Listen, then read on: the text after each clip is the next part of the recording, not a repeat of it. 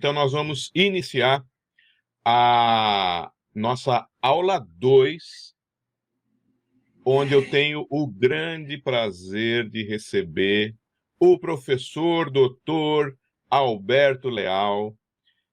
O Alberto, ele tem uma carreira muito interessante, uma carreira muito versátil, mas é ele mesmo que vai se apresentar. A aula é do Alberto Leal. Muito bem-vindo, Alberto.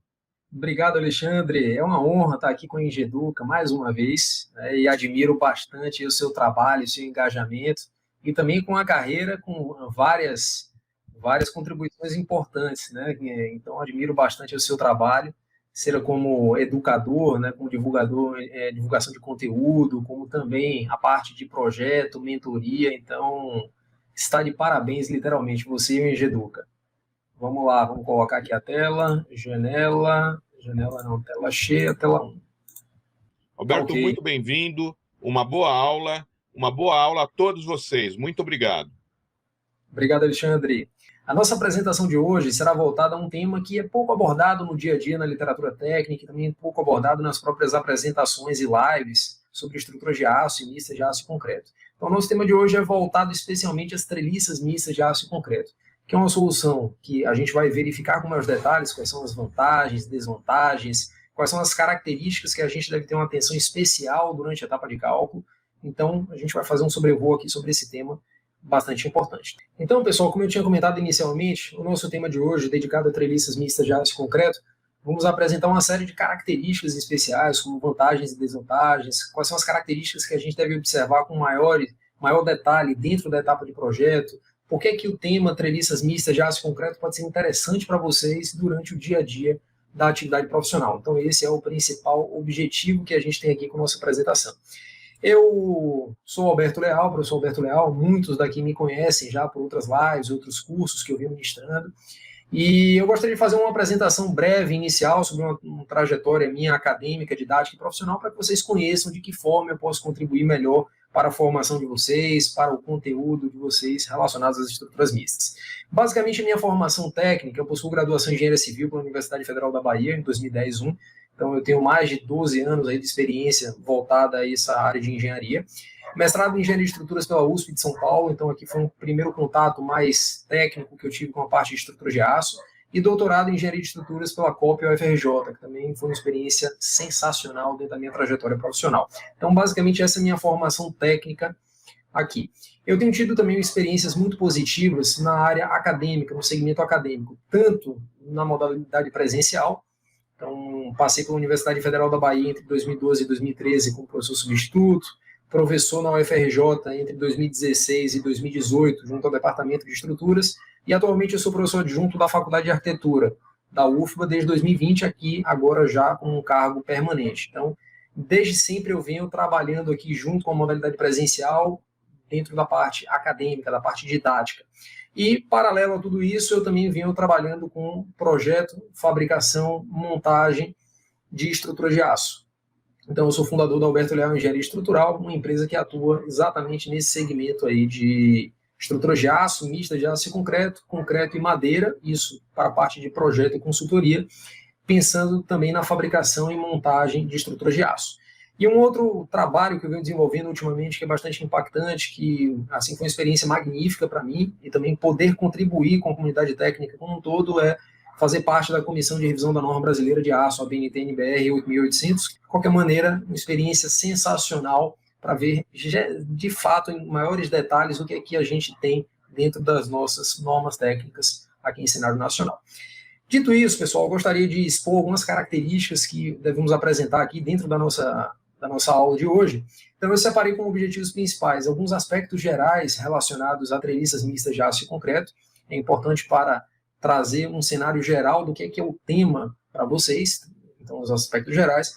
Um breve histórico sobre as treliças mistas, então de que forma as treliças mistas foram evoluindo no cenário da construção, quais são os países que historicamente têm normas técnicas e uma prática construtiva mais avançada nos sistemas mistos de aço e concreto para sistemas treliçados. E também um ponto importante da nossa apresentação é falar de vantagens e desvantagens. Obviamente, todo o sistema estrutural misto de aço e concreto, ele apresenta uma série de vantagens e também, em alguns casos, algumas desvantagens. Então, o que a treliça mista apresenta como características nesse sentido faz parte de um dos objetivos principais da nossa apresentação. Ok? Então, vamos lá. Nosso capítulo 1, né, capítulo praticamente único aqui na nossa live, ele está separado, né, em aspectos gerais, breve histórico, vantagens e desvantagens, e também eu separei um ponto principal importante de referências normativas, onde é que o engenheiro consegue buscar maiores informações sobre sistemas treliçados mistos de aço e concreto. No sentido de aspectos gerais, pessoal, nesse nosso primeiro item, subitem 1.1, tem alguns aspectos que são importantes de serem tratados com vocês aqui na nossa live e posteriormente no Masterclass. Então, faço o convite para que vocês se matriculem, se inscrevam no Masterclass de pavimentos mistos de aço e concreto, que vai estar bastante completo e oferecido aqui pela Engeduca. Então, o que tem de importante a gente falar sobre sistemas mistos de aço e concreto treliçados? Eu separei basicamente 7 aspectos importantes. O primeiro aspecto importante é que sempre que a gente pensa numa seção mista de aço e concreto, eu preciso entender que a minha seção transversal é constituída por uma largura colaborante de concreto, geralmente constituída pelo concreto comprimido da laje, e temos uma característica de seção transversal formada também pela treliça de aço. Então, se eu for fazer uma representação da nossa estrutura mista treliçada, geralmente temos como componentes resistentes de seção transversal a laje de concreto comprimida, um sistema treliçado de aço com banzo superior, pode ser tubular, pode ser de seção aberta também. Então, imagine banzo superior e banzo inferior. Então, essa é a nossa seção transversal resistente. Agora, obviamente, como pontapé de partida no projeto, é sempre importante que a gente pense, como é que eu consigo determinar, Alberto, a largura colaborante de concreto? Será que a laje como um todo, uma largura dada pela largura do pavimento, ou será que tem uma técnica que a gente precisa utilizar especial para a determinação dessa largura? O que eu posso dizer para vocês é que, no caso de sistemas treliçados mistos de aço e concreto, os requisitos normativos para a determinação da largura colaborante é muito parecido com o que a gente usa para vigas mistas de aço e concreto convencionais. Alberto, como é que a gente geralmente faz essa determinação? Geralmente levamos em consideração 2 aspectos importantes para a determinação da largura colaborante. O primeiro aspecto é que, geralmente, a largura colaborante, a gente imagina ela como um somatório de 2 parcelas. A gente traça o eixo aqui do sistema treliçado, imagine o eixo do sistema treliçado misto de aço e concreto. Então, imaginamos que temos uma largura colaborante à direita desse eixo, formada pelo concreto comprimido, e temos uma largura colaborante também à esquerda desse eixo, formada pelo concreto comprimido. Então, somando as 2 contribuições, a largura colaborante à direita e a largura à esquerda, a gente consegue determinar a largura colaborante total da minha estrutura. E por que a gente faz isso, Alberto, como pontapé de partida? Porque para que eu saiba o quanto é que o meu sistema treliçado misto de aço e concreto consegue sustentar de carregamento, consegue sustentar em termos de vão livre, eu preciso, obviamente, definir as características geométricas do meu sistema, certo? Então, eu preciso definir a altura do sistema treliçado, o perfil que forma o banzo superior, o banzo inferior, as diagonais, a largura colaborante de concreto, que é o pontapé de partida nosso aqui na caracterização da seção transversal. Então, por essa razão, é importante que a gente tenha essa atenção especial. Então, quando a gente observa os requisitos normativos da norma brasileira de aço, a BNT-NBR 8.800 de 2008, cada largura colaborante dessa, que eu posso chamar inicialmente aqui de BEF1, ela pode ser equacionada em função de 2 características principais. A primeira característica é o vão livre. Então, essa largura colaborante, ela deve ser menor ou igual, então BF, deve ser menor ou igual ao vão livre dividido por 8. Então, vamos imaginar que a gente tem um vão livre de um sistema misto de aço e concreto com 8 metros de vão. O que é que isso significa para a gente, Alberto? Que a nossa largura colaborante do eixo à direita ou do eixo ao lado esquerdo deve ser limitada pelo L sobre 8, ok? Então, deve ser limitada, no caso, por 1 metro de largura.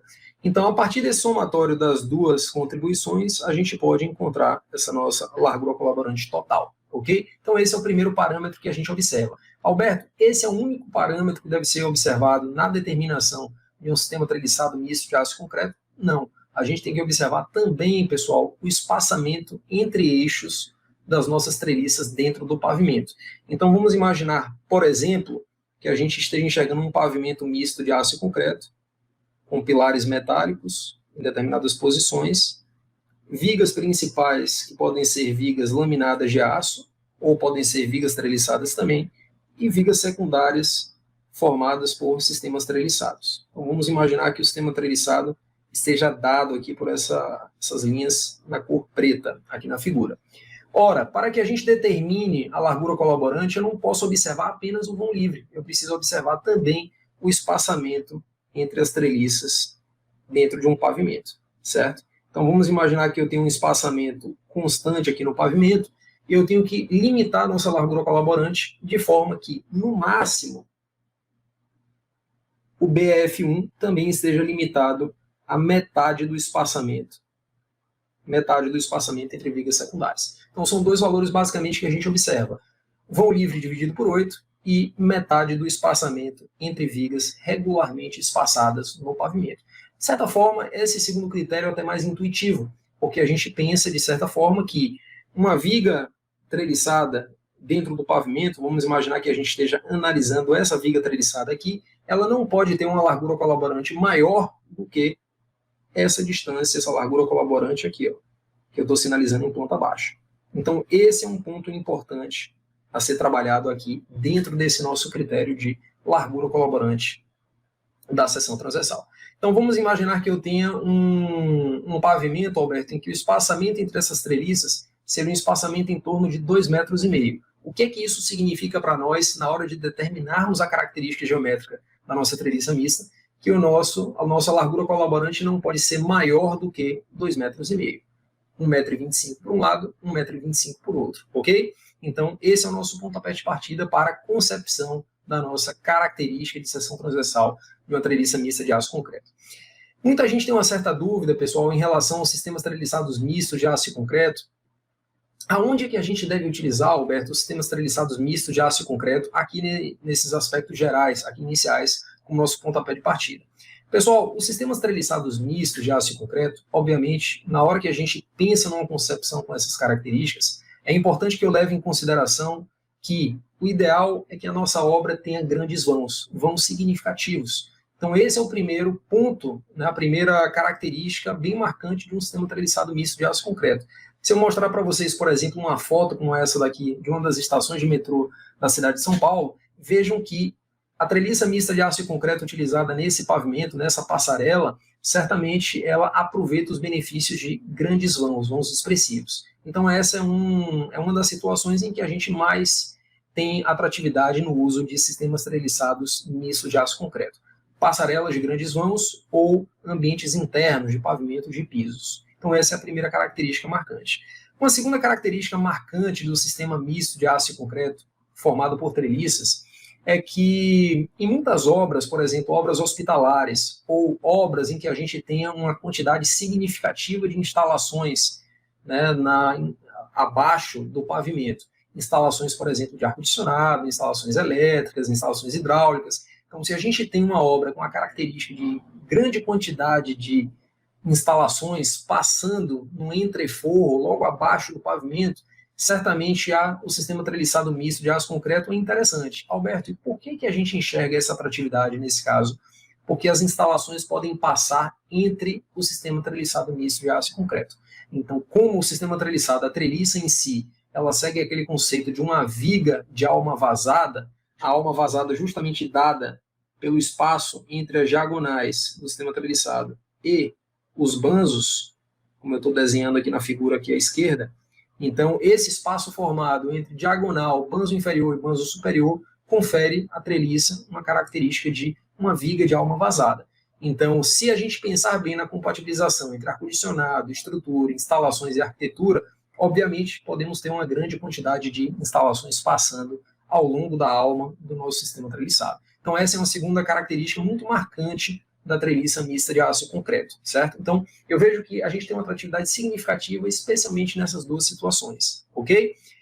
Bom, dito isso, vamos ao nosso segundo tópico importante aqui dentro dos aspectos gerais, que é a definição das características geométricas. Então, falamos inicialmente sobre a largura colaborante, que é, nesse caso aqui, dado por concreto comprimido, geralmente formado na parte superior do sistema estrutural.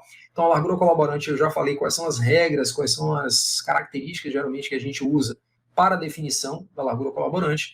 E o segundo ponto é propriedades geométricas. Alberto, como é que a gente determina as propriedades geométricas de uma seção como essa retratada aqui na figura? Pessoal, o que a gente tem que entender é que para determinar as características geométricas, que são parâmetros importantes para o projeto, é importante que a gente leve em consideração a classe do concreto, então se é um concreto de classe C20, C30, C25, C40, C35, então a classe do concreto é importante. Segundo fator importante é as características do aço em si, como o módulo de elasticidade, muitas vezes a questão da tensão limite de escoamento, para a gente definir a capacidade resistente da seção transversal. Então, basicamente, a nossa característica é dada em função desses dois parâmetros principais. Se a gente observar os requisitos normativos, e já já eu abro a norma brasileira de aço para a gente conversar um pouquinho sobre treliças mistas de aço e concreto, uma questão interessante é que, geralmente, para a definição das propriedades geométricas, a norma de aço, a norma brasileira de aço, e várias literaturas estrangeiras, como a norma americana, né, e como a norma canadense, existe uma recomendação de desprezarmos a contribuição do banzo superior. Então, o banzo superior aqui na seção transversal, eu vou chamá-lo de BS. Então, existe a desconsideração da contribuição do banzo e, portanto, a nossa seção resistente, as nossas propriedades geométricas devem ser governadas pelo concreto comprimido na parte superior da laje e pelo banzo inferior tracionado. Alberto, mas será que o banzo superior não contribui significativamente para a capacidade resistente do sistema misto?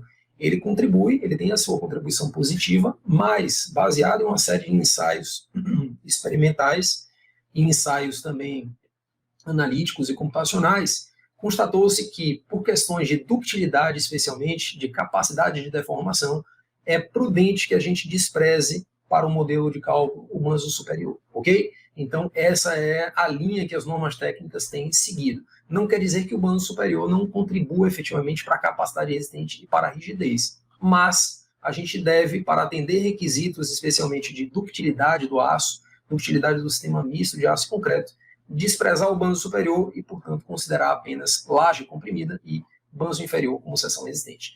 Então, essa é uma característica de seção transversal utilizada bastante ao longo da vida útil, ou seja, quando a gente chama num lapso temporal de após a cura do concreto. Então, vamos imaginar que a gente faça a concretagem do pavimento misto de aço e concreto do sistema treliçado e que, após o concreto atingir a cura, na realidade, esse não seria o termo técnico mais adequado, mas após o concreto atingir no mínimo 75% da sua resistência característica, o FCK, convenciona-se que o comportamento misto entre aço e concreto possa ser aproveitado.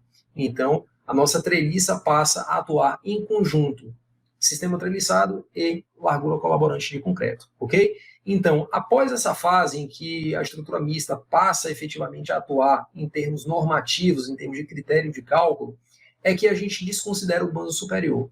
Mas o banzo superior é fundamental durante a etapa construtiva. Então, antes do concreto atingir a cura, ou atingir 75% da sua resistência característica, é importante ressaltar de que o banzo superior é importantíssimo e fundamental para garantir rigidez, a flexão, e para garantir também capacidade resistente do sistema estrutural com concreto que a gente chama em estado fresco. Então, vale a pena distinguir que, dentro das propriedades geométricas, a gente tem esses dois lapsos temporais. Seção mista de aço e concreto e a seção durante a etapa construtiva. Você acabou de falar que o banzo superior ele tem grande importância durante a fase construtiva, certo? Perfeito, certo. Durante a fase construtiva, ele estará totalmente comprimido. Perfeito. Certo? Certo. Se além de ser importante para a fase construtiva, ele também é importante porque é nele que nós vamos instalar os conectores de cisalhamento. Perfeito. Muito Perfeito. bem. Supondo que a nossa laje não é uma laje mista, mas será uma laje, uma pré-laje ou uma laje maciça. Esse banzo, para grandes vãos, vai ter um comprimento de flambagem muito grande também. Não é isso? Perfeito. A pergunta é, nessas situações, eu posso contar com forma de laje, principalmente? contendo lateralmente esse banjo superior? Porque eu já ouvi muito essa pergunta. Perfeito, excelente comentário. Uma questão importante, pessoal, quando a gente fala em pavimentos mistos de aço e concreto, geralmente o pavimento misto de aço e concreto tem uma característica importante, que é uma característica de obra não escorada. O que significa, Alberto, obra não escorada? Que preferencialmente a estrutura metálica, seja treliça, seja viga de alma cheia, laje, geralmente são estruturas autoportantes. Na hora que a obra faz o lançamento do concreto, ou seja, o concreto em estado fresco, obviamente o sistema de piso, a viga de piso, tem que sustentar esse carregamento e, portanto, se tornar autoportante. Então, esse é o comportamento preferencial. Quer dizer, Alberto, que eu não tenho obra mista de aço e concreto escorada? Não. Pode ser que pontualmente a gente tenha, sim, estruturas mistas de aço e concreto para pavimentos com escoramento, certo? Mas, preferencialmente, a gente não tem escoramento. Daí, faz muito sentido a pergunta que o Alexandre fez, e que é uma dúvida de boa parte dos engenheiros, que é a questão da contenção lateral do sistema treliçado, certo? Então, como é que funciona, pessoal, geralmente a contenção lateral do sistema treliçado? Como é que tradicionalmente é feito, especialmente em território americano, que eles usam muito o sistema treliçado misto de aço e concreto em território americano e canadense. Então, como é que geralmente é feito esse travamento lateral? Dentro do sistema treliçado, são adicionadas algumas transversinas, né, digamos assim, conectando uma treliça à treliça vizinha. Então, essas transversinas que são conectadas fazem com que uma treliça esteja conectada à outra e, portanto, promova esse travamento lateral, garanta uma melhor estabilidade durante a etapa construtiva. Dito isso, a gente tem ainda uma segunda contribuição que pode ser aproveitada quando a laje de concreto é uma laje tipo steel deck, ou seja, uma laje com forma de aço incorporada. Alberto, o que acontece com a laje especialmente em steel deck? Por que existe um comentário especial sobre ela nessa questão de estabilidade estrutural? Se a gente fizer, pessoal, uma laje em steel deck e promover adequadamente uma solidarização entre o deck, vamos imaginar o deck aqui como essa parte horizontal. Então, se eu faço um parafusamento do deck no banzo superior do sistema treliçado, eu consigo aproveitar o deck como um elemento de contenção lateral para o banzo superior comprimido. Alberto, essa consideração da contenção lateral é uma consideração ela é totalmente efetiva ou ela tem uma determinada rigidez envolvida?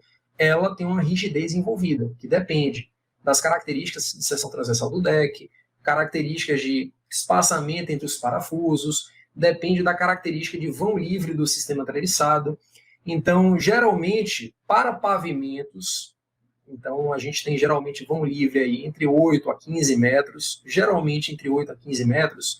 Os decks usuais, comerciais, geralmente têm uma efetividade praticamente 100%, quase que plena. Então, se o engenheiro considerar que o banzo superior é travado lateralmente pelo deck, essa premissa ela é bastante realista, certo? Agora, qual é o cuidado que a gente tem que ter durante a etapa de projeto? E que isso a gente comenta também muitas vezes no nosso masterclass de pavimentos mistos. O cuidado que o engenheiro tem que ter é que isso tem que constar no detalhamento de projeto. Se a gente considera no cálculo que o deck promove a contenção lateral do banzo superior e eu não indico isso no projeto e a obra entra em colapso, certamente o engenheiro que desenvolveu o projeto será responsabilizado, tá?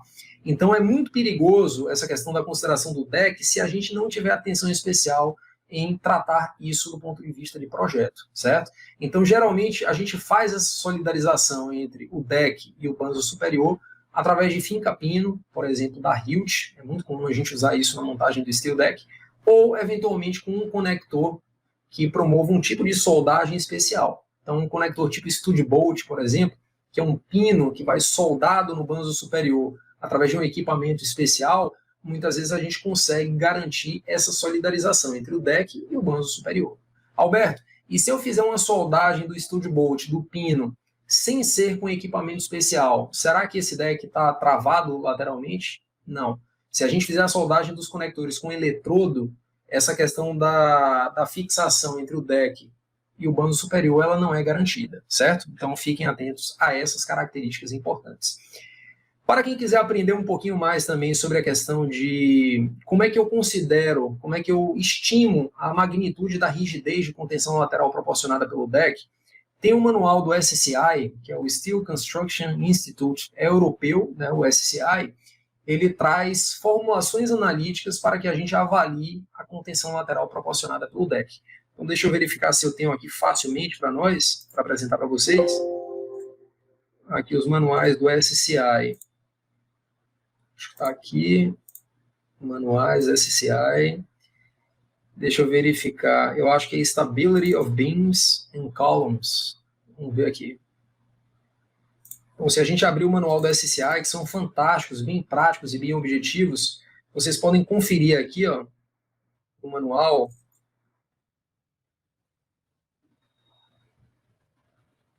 Deixa eu verificar qual é a seção do manual.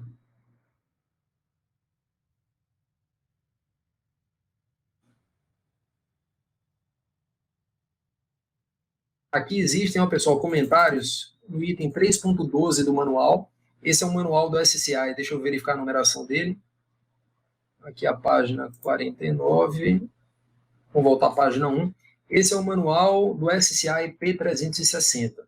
Tá? Então, no manual do SCI P360, na seção 3.12, tem aqui um item dedicado a Beams Supporting Steel Decking, que aí existem considerações para considerar justamente essa rigidez proporcionada pelo deck.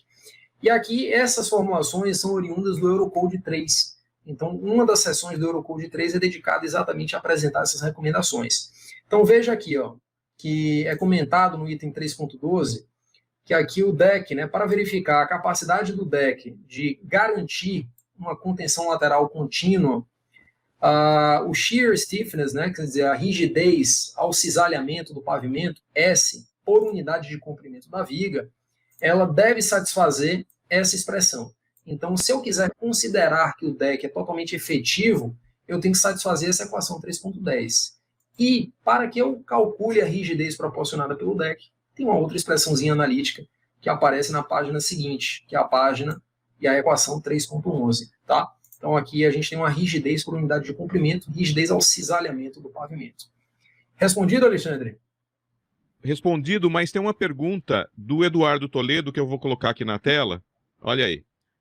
Perfeito. Qual o principal tipo de laje usamos nesse sistema?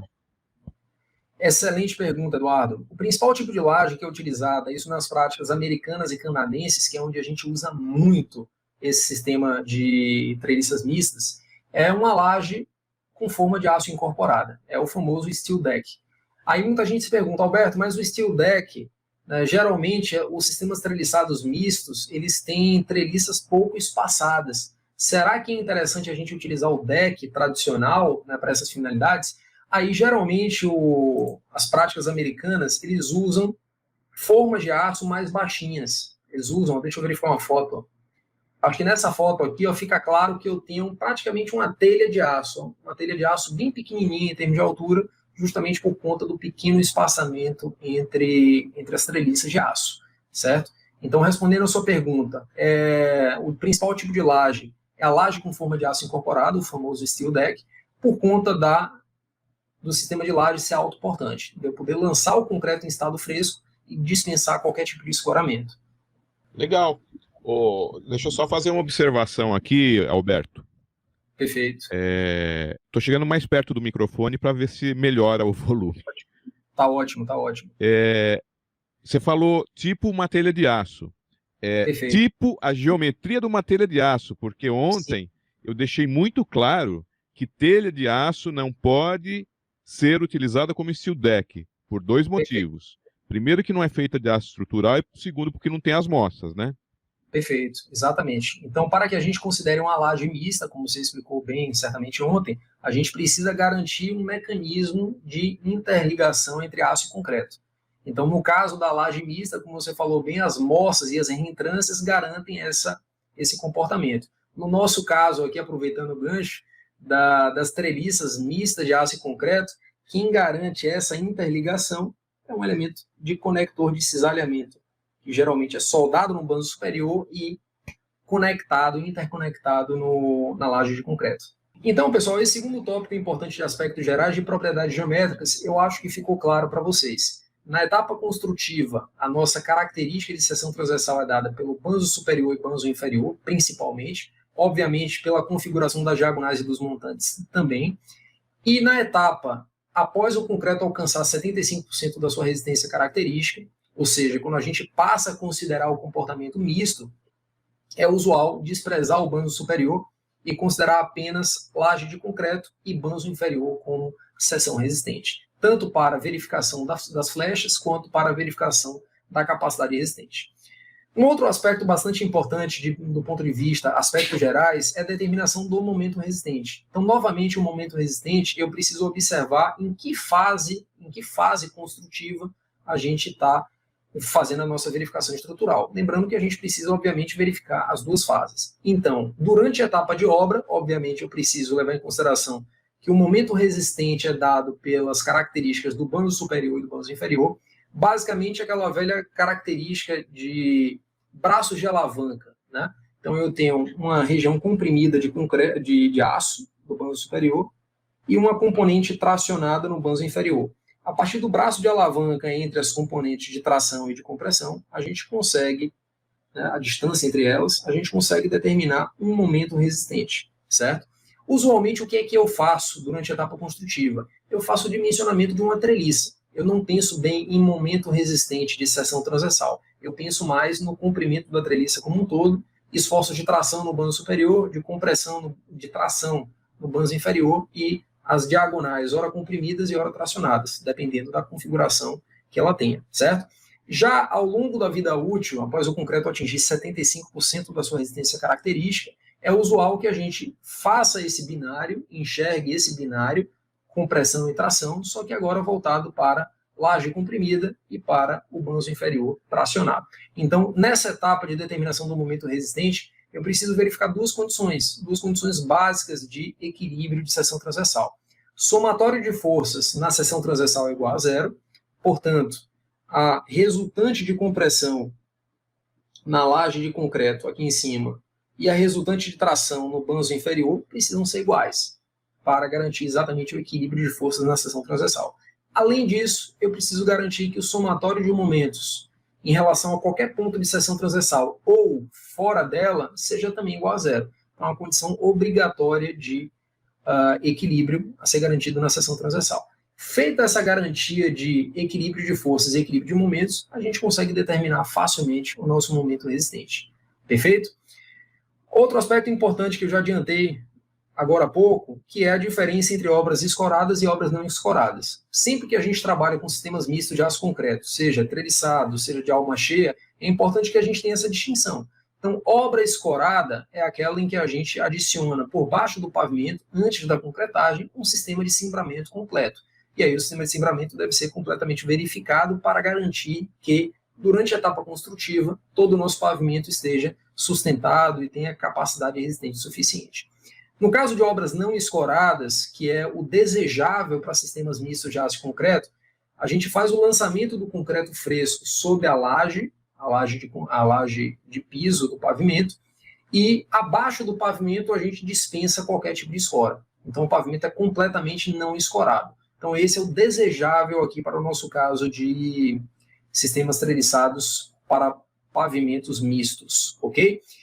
Uma outra observação bastante importante, pessoal, também refere-se aos conectores de cisalhamento. Certamente, quando vocês conversaram na nossa aula de ontem com o professor Alexandre, vocês ouviram bastante falar em conectores de cisalhamento. Então, essa é uma condição importantíssima para que a gente garanta a interação entre aço e concreto, seja em treliça mista, em viga mista de aço e concreto, em pilar misto de aço e concreto, em laje mista, ok? E, obviamente, os conectores de cisalhamento vão depender, obviamente, das características do sistema. No caso do nosso sistema de laje mista, existem os conectores de cisalhamento, digamos assim, os conectores de cisalhamento, entre aspas, são formados a partir das moças e reentrâncias na laje steel deck. Então, se vocês observarem a superfície do steel deck, vocês vão verificar essas características. Então, essas moças funcionam como reentrâncias em que o concreto penetra e faz um intertravamento com a estrutura de aço, com a forma metálica, ok? Alberto, como é que a gente faz, geralmente, os conectores de cisalhamento num pilar misto? O pilar misto de aço e concreto, a gente geralmente aplica conectores em regiões de introdução de carga, geralmente nos nós de pórtico ou em alguma região de introdução de carga, e geralmente esses conectores podem ser pinos, tipo stud bolts, né, pinos com cabeça, podem ser chapas de aço, que é um conector tipo Perfor Bond, por exemplo, podem ser perfis U laminados ou U de chapa dobrada, enfim, pode ser qualquer mecanismo que seja respaldado tecnicamente por normas internacionais, normas nacionais, enfim. No caso de vigas mistas de aço e concreto e treliças mistas de aço e concreto, geralmente esses conectores, eles aparecem como elementos solidarizados, soldados, no banzo superior do sistema treliçado, e eles devem ser devidamente ancorados dentro do concreto, ok? Dentro do concreto que faz parte da laje do pavimento. Então, Alberto, para que serve o conector de cisalhamento em si? O objetivo principal do conector de cisalhamento é garantir que a nossa laje tenha interação com o sistema de aço, ok? Então, se eu não tenho um conector, se eu tenho apenas uma superfície lisa, é como se a laje deslizasse, à medida que a gente vai introduzindo carga no pavimento, é como se ela deslizasse em relação à viga de aço ou à treliça de aço. Se esse deslizamento ocorre de maneira expressiva, obviamente eu não tenho um comportamento misto sendo manifestado. Eu não tenho uma viga mista ou uma treliça mista de aço e concreto, ok? Agora, se eu introduzo um conector devidamente calculado e que atenda não apenas a capacidade resistente do conector, mas uma capacidade de deformação, que é um requisito que a gente chama de ductilidade, obviamente a gente consegue manifestar o sistema misto de aço e concreto. Quer dizer, a minha laje e a minha viga de aço passam a atuar de forma solidária. Uma observação importante, Alberto, quando eu adiciono um conector de cisalhamento, eu tenho uma interação completa entre a laje e a viga de aço? Não necessariamente. Eu posso ter conectores pouco espaçados e com uma boa característica geométrica, né, característica de seção transversal, em que eu consiga garantir essa transmissão efetiva, quer dizer, essa interação completa entre aço e concreto. O que significa, Alberto, a interação completa? Maior capacidade resistente, maior rigidez à flexão e um deslizamento entre aço e concreto desprezável. Agora, se eu adiciono conectores de cisalhamento, mas eles são conectores com espaçamentos maiores, com pouca área de aço, a gente pode manifestar no sistema uma interação que a gente chama de interação parcial. Então, essa interação parcial, qual é a característica principal? Temos menor capacidade resistente, menor rigidez à flexão e eu tenho algum deslizamento entre o aço e o concreto, certo? Portanto, eu tenho um sistema com a menor eficiência estrutural. Então, essa é a definição de viga mista com interação zero, sem conectores, com interação parcial com poucos conectores, ou interação total, uma viga mista com muitos conectores bem dimensionados, certo? Agora, Alberto, no sistema treliçado de aço, esse grau de interação parcial é permitido do ponto de vista normativo? Não é permitido. Então, essa é uma observação importante para vocês. Obviamente, a gente vai trabalhar sobre esse tema no Masterclass de pavimentos mistos, então quem tiver uma curiosidade maior, quiser entender um pouco melhor o conceito, inscreva-se, realmente que é um investimento super significativo e super importante para a formação de vocês, e lá a gente trata com maiores detalhes esse grau de interação. Mas a realidade é que, no sistema treliçado misto de aço concreto, essa possibilidade não é admitida em termos normativos. Quer dizer que não possa ser utilizada no âmbito de pesquisa, no âmbito teórico? Pode, mas no âmbito prático não é admissível que seja feito dessa forma, certo? Então esse é um requisito que a literatura técnica não costuma permitir que os engenheiros façam dessa forma. Então, ou interação zero, que é interação nula, e, portanto, toda a treliça vai sustentar o pavimento, ou interação completa, ok? Então essa é uma observação importante. Eu falei para vocês do ponto de vista de pesquisa. Vejam que aqui eu fiz um histórico de algumas pesquisas interessantes e dentro desse histórico é muito comum na pesquisa para que a gente de fato evolua os requisitos normativos, abasteça as normas técnicas com informações. Vejam que a gente tem alguns sistemas que foram ensaiados experimentalmente que a gente não tem conectores, como é esse caso aqui, de Wang e Calley, em 1967, e temos uma pesquisa também de Fahmy e Robinson, em 1978, em que a gente utilizou a interação parcial. Então, a partir daqui, foi observado de que a interação parcial era bastante prejudicial ao sistema treliçado misto de aço e concreto. Alberto, e por que ela é bastante prejudicial? Porque quando a gente permite, pessoal, o escorregamento entre o sistema treliçado e a laje de concreto, o que acontece é que eu posso ter um mecanismo de colapso de flambagem local. Então, a flambagem local do banzo superior, governando o mecanismo de colapso, verificou-se que não é ideal para esse sistema misto de aço e concreto. Então, é por essa razão que, praticamente, no mundo inteiro, a gente não faz pesquisa com interação parcial. E as normas técnicas indicam, de fato, que o engenheiro precisa utilizar a interação completa. Perfeito? Se tiverem qualquer dúvida no assunto, podem deixar aqui registrado no chat. No momento mais oportuno, certamente, a gente vai buscar esclarecer essa dúvida para vocês. Ok? Vamos lá. Então, vamos dar continuidade à nossa apresentação. Um outro aspecto bastante importante, pessoal, que a gente deve verificar, tanto no sistema de treliças mistas, quanto no sistema de vigas mistas de aço concreto, é o estado limite de serviço de vibrações excessivas. Então, esse estado limite de serviço, poucos engenheiros conhecem, engenheiros civis especialmente, que trabalham no segmento estrutural, e tem uma razão histórica, né, bem objetiva, que contribui com essa realidade. Se vocês observarem as grades de engenharia dos cursos de graduação, geralmente a parte dinâmica, né, a avaliação da mecânica sob o ponto de vista dinâmico e cinemático tem praticamente sido extinta das universidades voltadas ao engenheiro civil.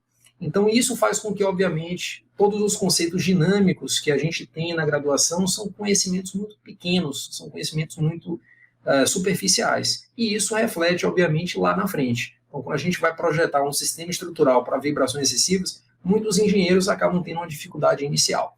O que a gente vai ter aqui num cenário nacional bastante interessante para reduzir esse problema, né, esse desconhecimento por parte dos engenheiros? Vamos trabalhar com a norma brasileira de aço e concreto, a BNT-NBR 8800, a revisão atual, ela já contempla um anexo totalmente dedicado a vibrações excessivas. Quer dizer, indica que em cenário nacional o estado limite de serviço de vibrações excessivas deve ser algo a ser verificado, obviamente, dentro do projeto, certo? Alberto, e por que o sistema treliçado misto de aço concreto você fez essa ressalva aqui a parte de vibrações excessivas?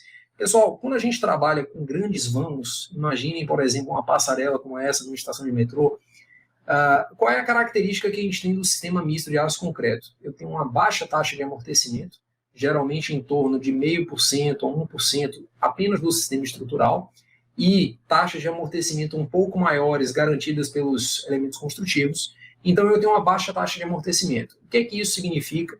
Quando introduzimos o carregamento produzido por atividade humana, de caminhada, de corrida, certamente a absorção da estrutura em relação a esse carregamento dinâmico, ela é muito lenta, né? Ela é muito gradativa, ela demora muito para dissipar essa energia. E isso faz com que os problemas de vibrações excessivas possam aparecer. Então essa é uma primeira justificativa. A segunda justificativa importante é que quando a gente tem vãos livres mais expressivos, por exemplo, um vão livre de 15 metros, 16 metros de piso, de pavimento, ou 20 metros, obviamente eu tenho uma característica da estrutura, uma característica que é a frequência natural fundamental da estrutura, eu tenho uma frequência natural baixa.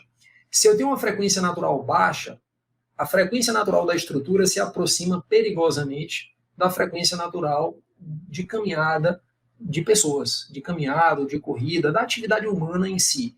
Então, se a gente tem uma aproximação entre a frequência natural e a frequência externa, eu tenho uma proximidade muito grande com o efeito de ressonância. Eu tenho uma amplificação da resposta da estrutura. Então, as velocidades da estrutura ficam maiores, acelerações de pico, a questão de amplificação de esforços internos. Então, tudo isso é aumentado por conta da proximidade entre frequência externa e frequência natural da estrutura, certo? Então, esses dois fatores, simplificadamente, fazem com que a gente, obrigatoriamente, para pavimentos de grandes vãos, temos que verificar especificamente o estado limite de serviço de vibrações excessivas. Então, essa é uma sugestão que eu trago para vocês. Certamente,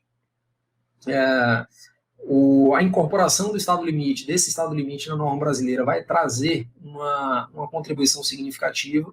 E fiquem de olho aberto. Por quê? Nada é mais desagradável do que a gente fazer o projeto num pavimento misto e, ao longo da vida útil, o pavimento apresentar problemas de desconforto dos usuários por conta de vibrações excessivas. Então, esse é o nosso 6º ponto aqui importante com aspectos gerais. E um 7º ponto importante com aspectos gerais é a questão de otimização no consumo de aço. Então, por que a gente utiliza, Alberto, sistemas treliçados mistos de aço e concreto? Eu utilizo, especialmente para grandes vãos, buscando uma otimização no consumo de aço. Então, o fato da gente ter o conceito de uma viga de alma vazada me permite, muitas vezes, ter um consumo de aço reduzido. Então, essa lógica não é aplicável apenas a pavimentos, é aplicável a sistema de cobertura também. Então, por que a gente usa treliça em sistema de cobertura? Por conta de consumo reduzido de aço em muitas situações, certo? Então, esse é um ponto importante. De qualquer forma, é importante que o engenheiro entenda que o fato da gente reduzir o aço não necessariamente vai fazer com que a estrutura fique mais barata. Não vai fazer com que necessariamente fique mais barata. E por que, Alberto? Porque o custo de fabricação de um sistema treliçado é maior do que um sistema com viga de alma cheia. Então, sempre que vocês pensarem em utilizar um sistema treliçado, é importante haver um alinhamento entre o proprietário da obra, um alinhamento entre o fabricante da estrutura de aço e o projeto. Então, esse alinhamento, esse tripé, essas 3 partes bem alinhadas, podem avaliar se o sistema treliçado, mesmo consumindo menos aço de maneira geral, é mais atrativo em termos de relação custo-benefício, certo? Então, fica essa ressalva aí para vocês. A gente, obviamente, economiza aço, mas não necessariamente isso refletirá na economia de custos, né, de custo de obra, ok? E aí eu separei algumas fotos de obras para vocês. Essa daqui é uma foto da estação de metrô de São Paulo. Então dá para ver bem o conceito de viga de alma vazada, esses vazios entre diagonais, banzos e montantes. Aqui temos mais algumas fotos, né, para reproduzir bem a questão do vão livre. Uma observação importante, geralmente esses sistemas treliçados, como pode ser visto aqui na figura, eles são sistemas treliçados que são simplesmente apoiados em ambas as extremidades. E por que geralmente é feito dessa forma? Porque se a gente tem um conceito de uma viga biapoiada, temos um momento fletor apenas positivo, ou seja, tracionando a parte inferior de aço e comprimindo a parte superior de concreto. Não quer dizer, obviamente, que uma obra ou outra a gente possa ter uma treliça mista de aço e concreto contínuo. Pode ser que tenha, mas não é comum que será feito dessa forma, ok? Então, geralmente, o que é 99% dos casos, a gente tem uma viga simplesmente apoiada em ambas as extremidades, justamente por conta do momento fletor positivo.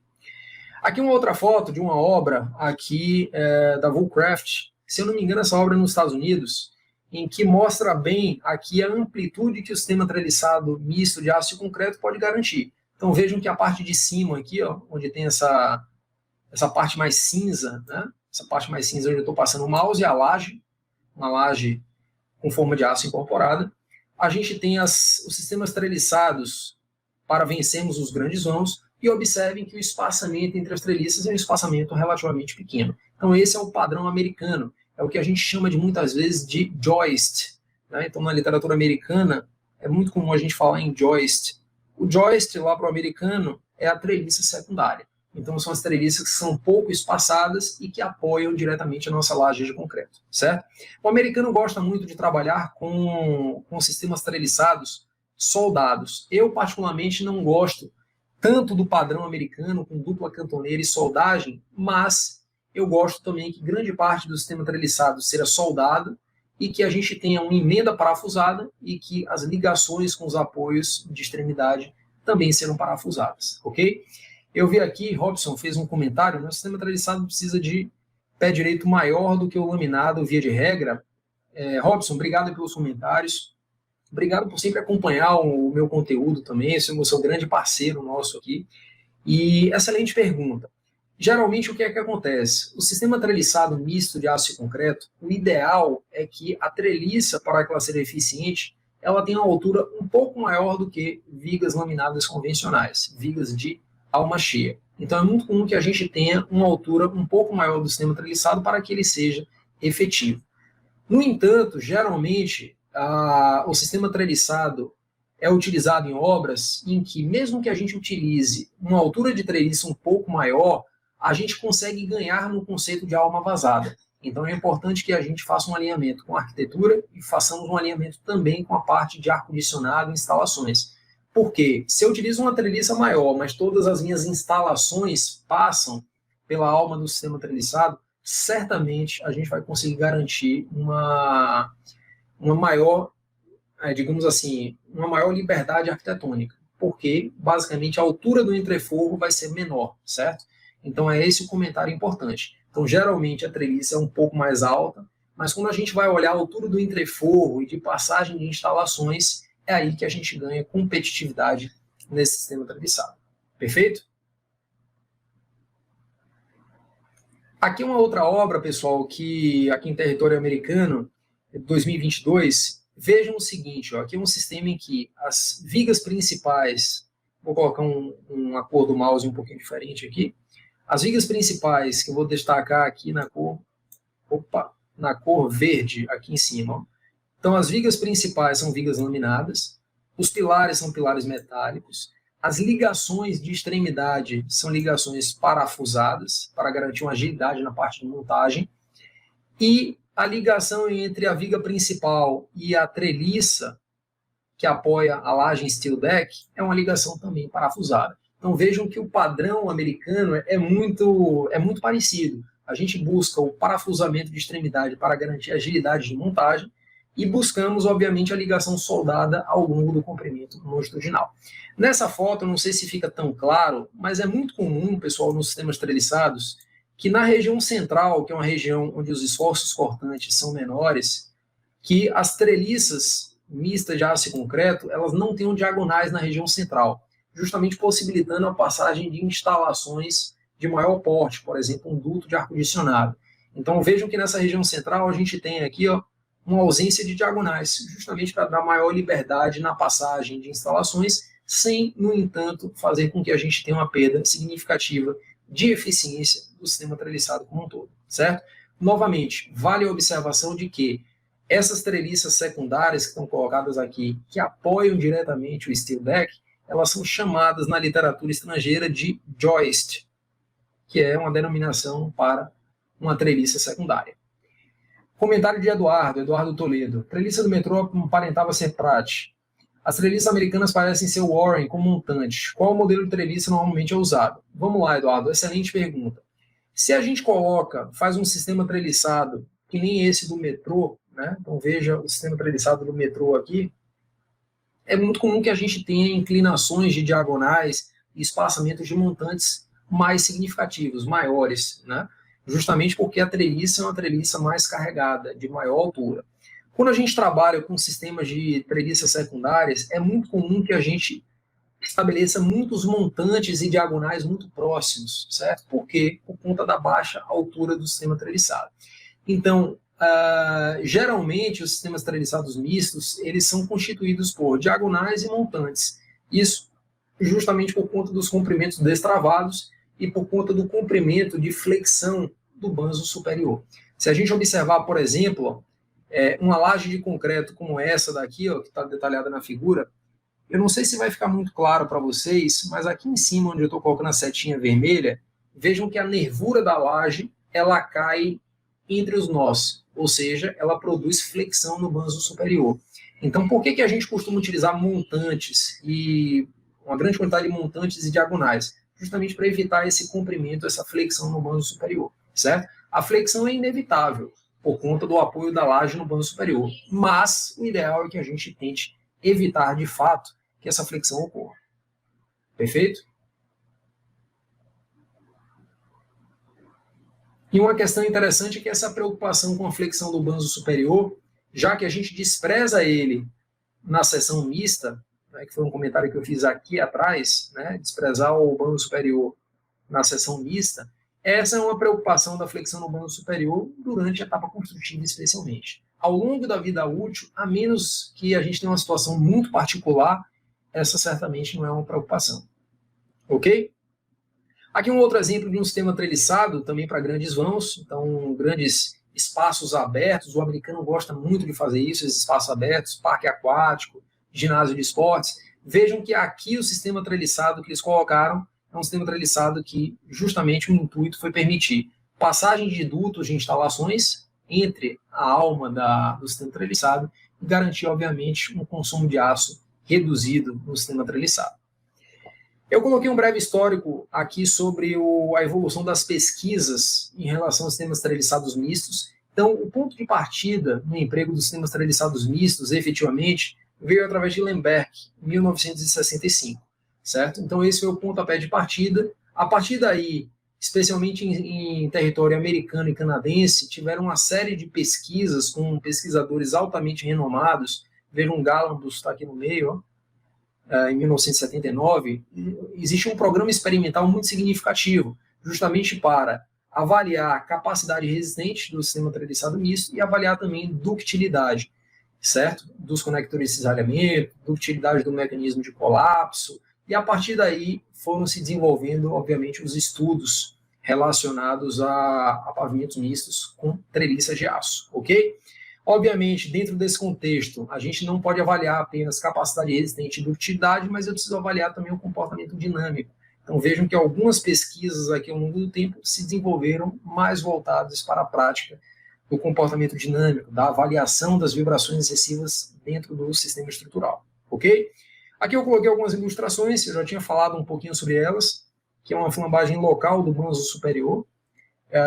Então, esse mecanismo de colapso deve ser evitado. Então, essa é a recomendação usual dentro dos projetos de pavimentos mistos com treliças de aço, em que a gente deve evitar um mecanismo de colapso relacionado à flambagem local do banzo superior. Ou seja, o ideal é que não aconteça de fato num sistema misto um colapso governado por instabilidade do banzo superior. Aqui temos mais algumas figuras, depois eu posso disponibilizar essas apresentações para vocês. Algumas figuras experimentais, em que o objetivo principal, de fato, era avaliar esses três aspectos: mecanismo de colapso, ductilidade e vibrações excessivas especialmente. Ok? Subitem 1.3, em que eu falo rapidamente de algumas vantagens e desvantagens. Basicamente, eu vou sumarizar o que eu já tinha comentado com vocês anteriormente. Algumas vantagens expressivas na questão do sistema treliçado misto de aço concreto. Quando a gente começa a aumentar muito o vão livre, vão de 15 metros, 14 metros, 20 metros para passarelas. Então, esse é um uso, um emprego bastante expressivo de treliças mistas de aço concreto. Temos a questão da vantagem no emprego do conceito de alma vazada. Então, a ideia da gente pensar num conceito de alma vazada é justamente um conceito que permita a passagem das instalações entre o elemento estrutural. Então, vejam na nossa figurinha. Uma outra característica também importante do sistema treliçado: eu posso escolher melhor as peças em função dos esforços solicitantes. Então, eu posso colocar diagonais mais resistentes em regiões de apoio, banzos mais resistentes na região central. Então, a partir da demanda, quanto maior o esforço solicitante, obviamente eu posso concentrar mais material no banzo ou concentrar mais material nas diagonais. Então, essa escolha mais racional do aço ao longo do comprimento da peça, ele é muito proporcionado aqui no sistema misto de treliçado. Se a gente pega uma viga de alma cheia, raríssimas exceções, mas geralmente a gente tem uma viga com seção constante ao longo do comprimento longitudinal, certo?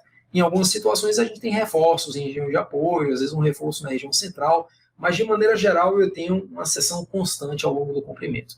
Uma outra questão que a gente deve observar dentro do sistema treliçado é a questão de fabricação. Então, por mais que eu fale para vocês, pessoal, a gente tem menos consumo de aço por conta da alma vazada. Mas será que esse consumo de aço menor não vai ser, digamos assim, prejudicado pelo maior custo de fabricação? Então, esse é o grande desafio. Se a gente tem um fabricante que tem uma linha de produção para sistemas treliçados, obviamente o custo de fabricação diminui. Se eu tenho um fabricante que não é o dia a dia dele fabricar sistemas treliçados, eu certamente, antes de colocar a solução dentro do projeto, o ideal é que a gente faça consulta a alguns fabricantes que podem eventualmente executar a obra, certo?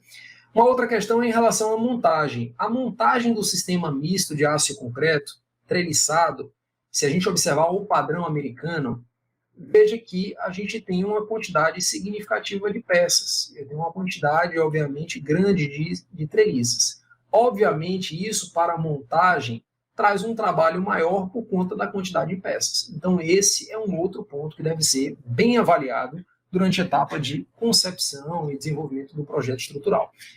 Paulo fez uma pergunta aqui. Obrigado, Paulo, aí, por sempre acompanhar e prestigiar o nosso conteúdo também. Então, Paulo fez uma pergunta. As treliças apresentadas para o sistema misto são treliças bidimensionais, né? São treliças planas, né? Entretanto, há a possibilidade de ser criado um sistema misto com treliças tridimensionais. Perfeito. Então, geralmente, os sistemas treliçados, assim, em cenário americano e canadense, são, de forma bastante tradicional, eles são treliças planas, travadas lateralmente. Então, o comportamento tridimensional do sistema treliçado é apenas para travamento. No entanto, existem algumas pesquisas pontuais em que esse sistema misto tridimensional é utilizado. Por exemplo, existe uma pesquisa experimental, uma campanha experimental bem significativa que foi desenvolvida na COP, UFRJ, eu acho que no início dos anos 2000. Se eu não me engano, é a tese de doutorado do José Luiz. José Luiz é um grande conhecido em cenário nacional, José Luiz da Empro. A empresa, né, a Empro, é sediada em Salvador. E, tradicionalmente, ele sempre atuou muito nacionalmente, né, com projetos. E a tese de doutorado dele, se não me falha a memória, foi com um sistema misto de aço e concreto com estrutura tridimensional. Ou seja, a treliça é tridimensional, ok? Então, dá para ser feito, embora o uso não seja tão frequente assim. A pergunta foi excelente, ok? Então, pessoal, dando continuidade aqui, então esse aspecto de fabricação e montagem é algo muito particular. Tem que ser trabalhado a 4 mãos ou a 6 mãos entre proprietário, fabricante da estrutura de aço e projetista. Não tem como a gente desassociar essa decisão de projeto da fabricação e montagem, ok? Então, essa é uma recomendação aí bastante expressiva para vocês. Obviamente, se eu estivesse desenvolvendo um projeto para território americano, onde várias empresas atuam com linhas de produção de sistemas treliçados, aí o cenário já é bem diferente, certo? Então, fica essa observação. E uma outra característica, obviamente, que deve ser levada em consideração num checklist de vantagens e desvantagens é justamente o consumo de aço. Então, o consumo de aço das vigas de alma vazada geralmente são menores, então é quase que uma certeza absoluta, uma verdade absoluta. Obviamente, vai depender da altura da treliça e das condições de travamento.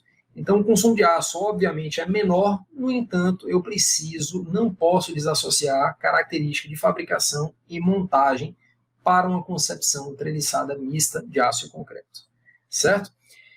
Como referências normativas, a gente tem pouquíssimas normas em cenário internacional, nacional e internacional, que abordam sobre o tema. Então, por exemplo, o Eurocode não fala sobre sistemas treliçados mistos de aço e concreto. O AISC não fala diretamente sobre os sistemas treliçados mistos de aço e concreto. Então, hoje, normas de bastante referência, bastante impacto aqui na literatura estrangeira, envolvem o ANSI SJI 200, né, de 2015. Então, o SJI é o Steel Joist Institute, ele é americano. Né, então, eles usam como, digamos assim, uma força de norma, embora ela, muitas vezes, é acompanhada de, digamos assim, Code of Practices, né, digamos assim, manuais técnicos, né, voltados ao tema, mas eles têm força de norma, geralmente. Então, essa literatura americana é uma referência significativa. A norma brasileira de aço, a BNT-NBR 8800 de 2008, também traz essa recomendação, e, se não me engano, a norma canadense também apresenta. Então, vejam que norma canadense e a norma americana têm forte influência quando a gente fala sobre o tema de treliças mistas de aço e concreto, ok? Obviamente, se vocês forem pesquisar mais sobre o tema, nunca esqueçam de verificar artigos técnicos, artigos científicos que abordem especificamente a questão de resultados experimentais. Na minha tese de doutorado, eu tive uma experiência muito positiva, que foi exatamente estudar sobre o tema. Então, dentro do Masterclass de pavimentos mistos, dentro do nosso tema específico de treliças de aço, obviamente, essas experiências que eu tive no meu doutorado serão retratadas com maior profundidade. De qualquer maneira, o que eu fiz no meu sistema treliçado? Foi um sistema treliçado de chapa fina. Então, a empresa que forneceu o material treliçado era uma empresa que trabalhava com com steel frame, aço de chapa fina, espessura de 0,80 milímetros, 0,95 ou 1,25. E a gente tinha um desafio muito grande, que era o seguinte: nessas espessuras pequenas, não dá para soldar de forma produtiva ou de forma tecnicamente viável do ponto de vista estrutural, não dá para soldar um conector de cisalhamento no banzo superior, certo? Então, o objetivo da pesquisa foi encontrar conectores alternativos que viabilizassem uma treliça mista de aço e concreto. E qual foi o resultado, Alberto, disso tudo? Eu coloquei aqui umas fotos de alguns conectores na minha primeira página da apresentação. Então, a gente estudou basicamente 3 conectores, todos eles parafusados através de autoatarrachante, parafuso autoatarrachante, no banzo superior do sistema treliçado. Então, o primeiro conector que a gente estudou foi o conector que a gente chama de Perfor Bond. Vejam que a gente tem um parafusamento do conector no banzo superior da treliça. O conector é como se fosse uma chapa vertical, também de chapa fina, né, de aço de chapa fina, e é uma solução tradicional no aço convencional. É um conector que a gente chama de Perfor Bond. Alberto, mas o conector Perfor Bond tradicional ele é soldado. Né? Perfeito. Foi essa adaptação que a gente teve que fazer, teve que estudar no doutorado para que a gente agora concebesse um Perfor Bond parafusado, porque soldado não dava no aço com uma pequena espessura. Alberto, eu estou verificando que dentro desse conector existem umas barrinhas, uns fios de aço passando por dentro do conector. Qual a finalidade desse elemento? A finalidade, além de elevar a capacidade resistente, ela eleva a capacidade de deformação. Capacidade de deformação é sinônimo de ductilidade do aço. Ductilidade no nosso mecanismo de colapso. Em termos práticos, o que é que isso significa? Quando a estrutura vai entrar em colapso, antes de entrar em colapso, o meu pavimento misto de aço e concreto ele vai exibir sinais ao usuário de que a estrutura está num alto nível de carga. E ele vai dar, obviamente, tempo para que o usuário deixe a estrutura antes que ela venha entrar em colapso. Então, é por isso que a gente busca garantir requisitos de ductilidade, para evitar que o colapso aconteça de forma repentina. A segunda opção de conector de cisalhamento que a gente estudou foi um perfil U, né, um U enrijecido também de chapa fina, que é uma solução tradicional, mas a novidade é que ele teve que ser parafusado, obviamente. E a terceira solução foi uma solução que, teoricamente, era muito interessante para a fabricação, mas ela não teve resultados positivos. O conector de cisalhamento era o próprio montante do sistema treliçado. Então, a nossa treliça, o banzo superior da treliça, seria recortado e o montante passaria direto. Então, com esse montante passando direto no banzo superior, eu conseguiria garantir que a concretagem envolvesse o montante durante a etapa de concretagem e, a partir daí, eu criasse esse mecanismo de conector de cisalhamento. Então, essa solução foi totalmente não convencional. Deu certo? Não. Poderia ter dado certo? Poderia. Tá? Então, é por isso que a gente faz pesquisa, obviamente. Certo? Então, foram essas 3 alternativas que a gente pesquisou. Obviamente, eu fiz ensaios em escala real no sistema treliçado, como está detalhado aqui na figura, para avaliar outras características. Eu não posso avaliar uma estrutura apenas pelo conector de cisalhamento. Eu tenho que avaliar se as diagonais estão bem feitas, se as chapas de ligação estão bem feitas, se o banzo inferior está apresentando um bom comportamento, o banzo superior um bom comportamento, e tudo isso foi uma análise experimental toda instrumentada, obviamente. Então, todas as respostas da estrutura que são desejadas para um caso como esse estavam sendo levantadas do ponto de vista experimental. Então, pessoal, finalizamos a nossa apresentação. Espero que tenham gostado. O tema é, obviamente, muito extenso. A gente selecionou um pequeno recorte aqui para vocês. Tentei ser o mais objetivo possível, né? Espero que tenham gostado. Eu queria aqui colocar uma questão bastante polêmica, né? Que é a questão do que aconteceu no World Trade Center. Certo.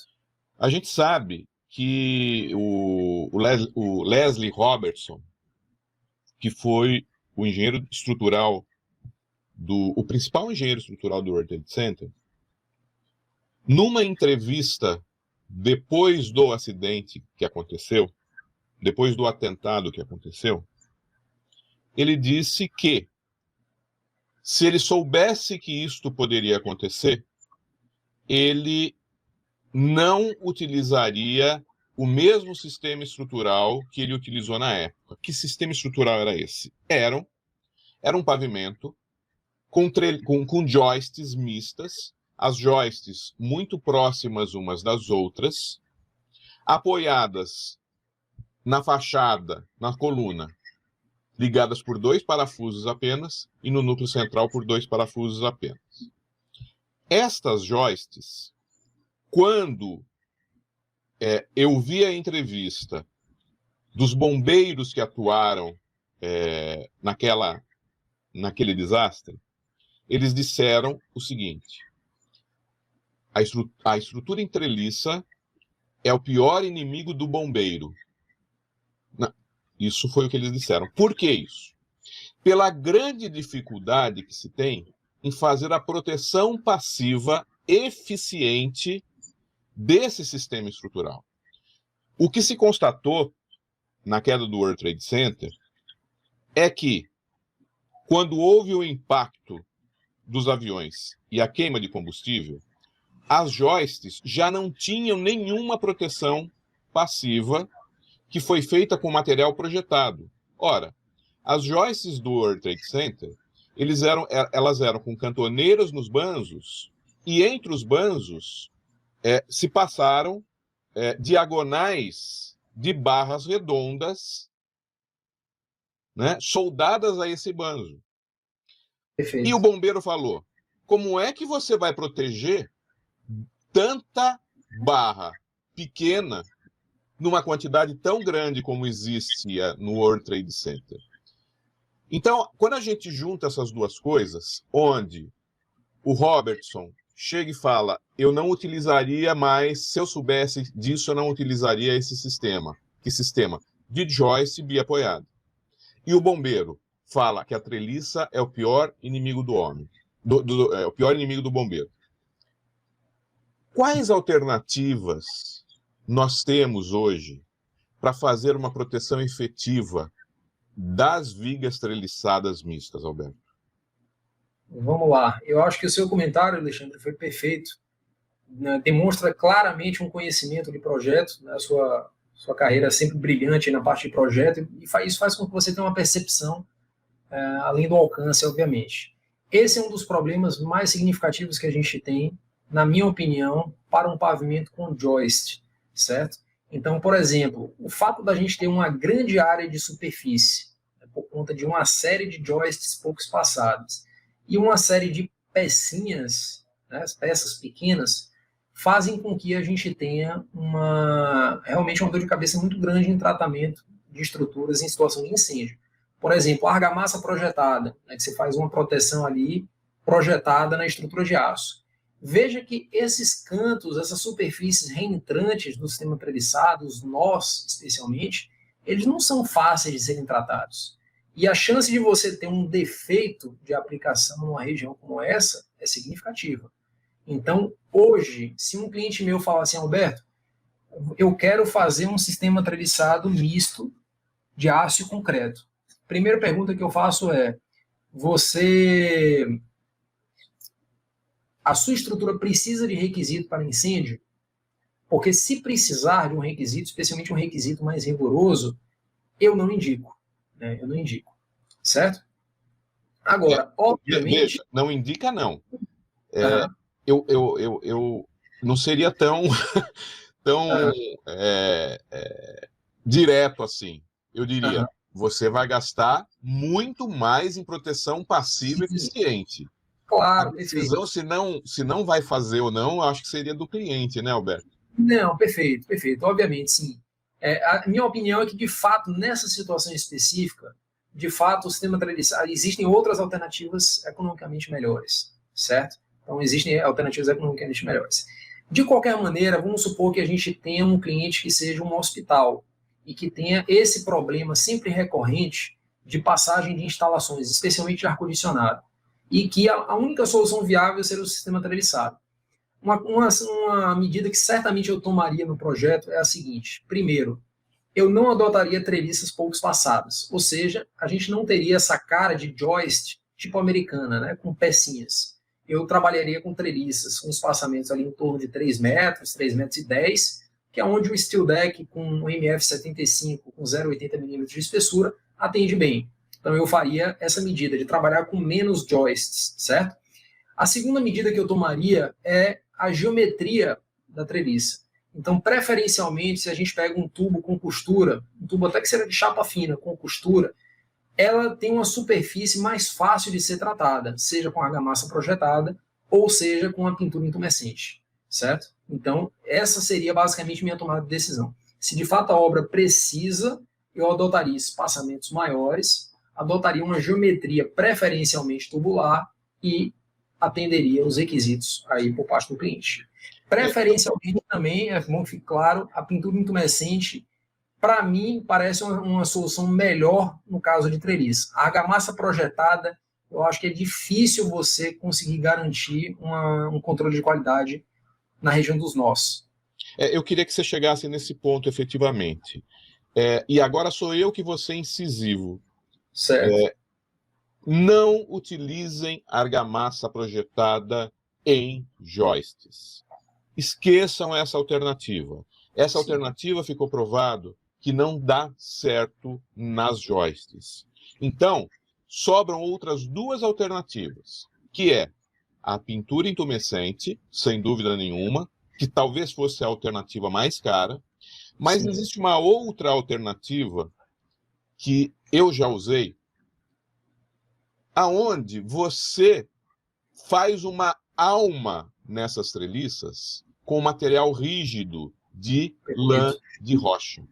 Perfeito. Quem olha essa treliça, ela vai ver a lã de rocha cobrindo todos os vazios da treliça, então as diagonais e montantes estariam protegidas, e o banzo inferior apenas eu fiz pintado com pintura intumescente, justamente para reduzir o custo, porque a pintura intumescente, dentre os materiais de proteção passiva, ela é muito cara. É muito cara. Então eu vou juntar com a alternativa que eu comentei ontem sobre a proteção passiva de pilares, aonde, nesta mesma obra que eu disse, o arquiteto permitiu que eu fizesse em volta dos pilares tijolo de barro, Sim. fazendo a proteção dessa coluna, e nesta mesma obra foi aonde eu usei a treliça mista com alma de lã de rocha e apenas a pintura intumescente do banzo inferior da treliça. E aí eu quero chamar a seguinte atenção. Você não deve, não é que você não pode, você não deve levar a pintura intumescente feita em fábrica. A pintura intumescente, a minha recomendação, justamente por causa de detalhes de nós, de proteção efetiva, deve ser feita após a montagem, fazendo a proteção das entranhas das estruturas que a gente acabou de montar. É menos produtivo? Muito menos produtivo do que se pintar em fábrica.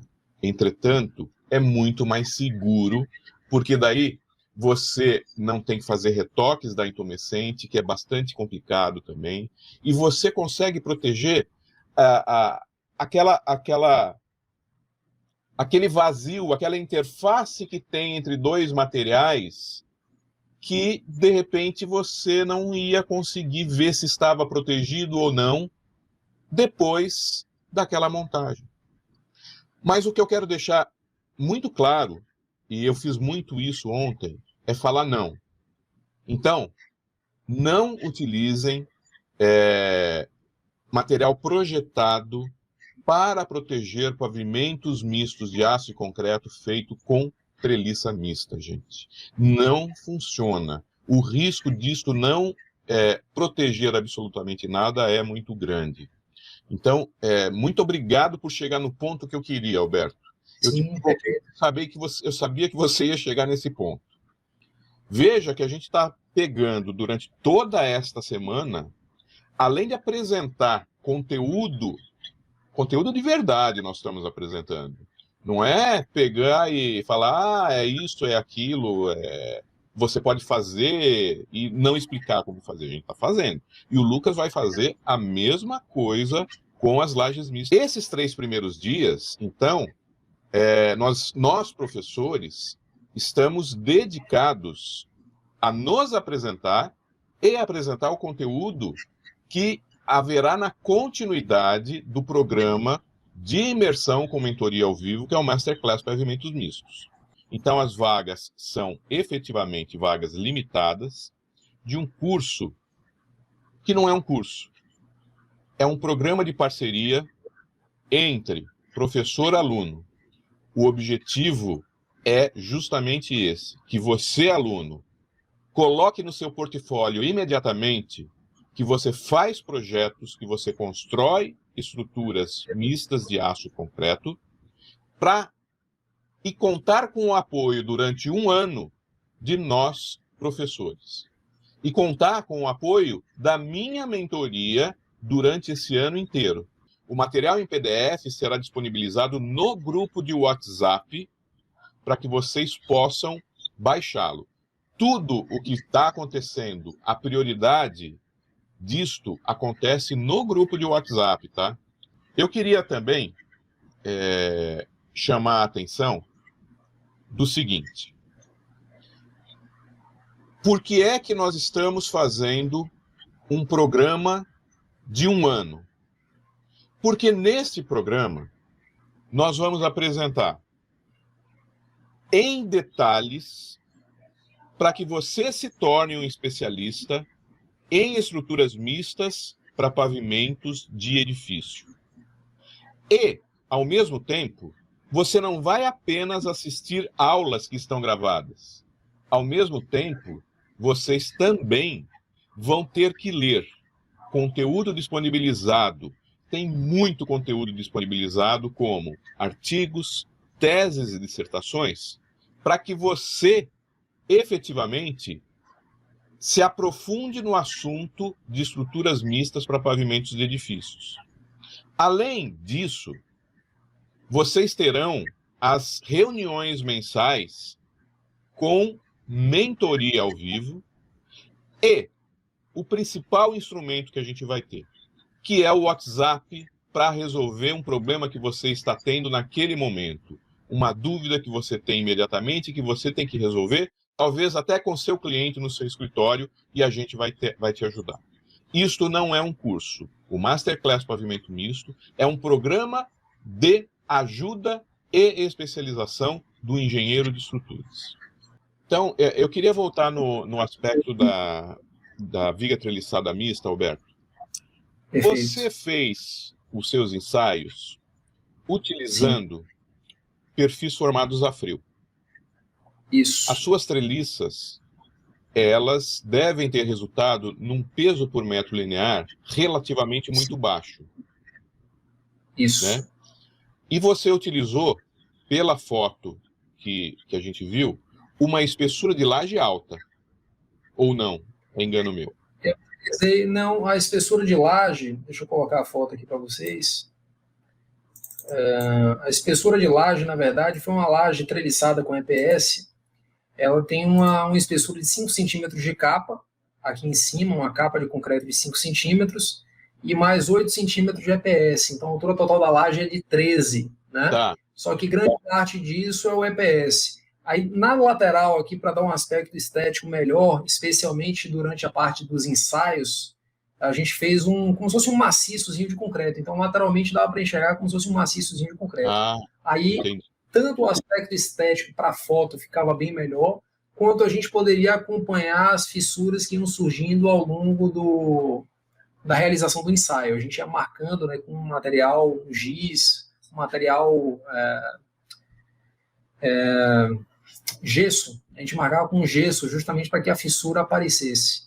E então a pergunta é: quais seriam os prós e contras, pela tua experiência, pelos ensaios que você fez, entre utilizar perfis formados a frio e utilizar perfis laminados, como, por exemplo, nos banjos, perfis tipo T cortados de perfil I, cantoneiras laminadas, ou até mesmo as barras Sim. redondas. Existem Perfeito. vantagens e desvantagens em cada um das opções. Você consegue Sim. dizer para a gente quais são essas?